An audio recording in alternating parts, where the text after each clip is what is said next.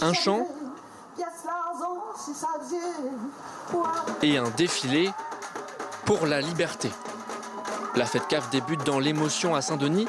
Les spectateurs admirent ce moment de réunion. Pour nous, ça représente notre culture, nos racines. Parce que même si là, physiquement, ça ne se voit pas forcément, mais j'ai une grand-mère qui a des racines complètement CAF. Je suis métissée. Et pour moi, c'est venir connaître un peu son histoire. C'est bien de commémorer le 20 décembre 1848, l'abolition de l'esclavage. Il le faut. C'est une mémoire collective indispensable. C'est mieux si en plus on rend hommage aussi à toutes celles et à tous ceux qui ont combattu l'esclavage. C'est bien parce qu'aujourd'hui c'est la fête des esclavages, des ancêtres qui sont morts, qu'avant ils étaient prisonniers et qu'avant ils faisaient pitié.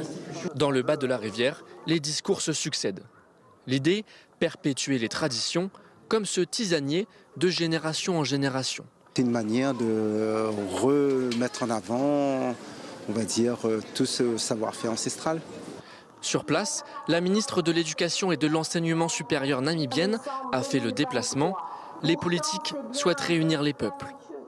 On les oublie trop souvent et on les enferme dans un état lié à leur statut d'esclave ou d'esclavisé. C'était bien plus que ça. C'était tout simplement des hommes et des femmes doués de talent. Lorsqu'on rejette l'esclavage, lorsqu'on condamne ces pratiques épouvantables du passé, on construit aussi l'avenir.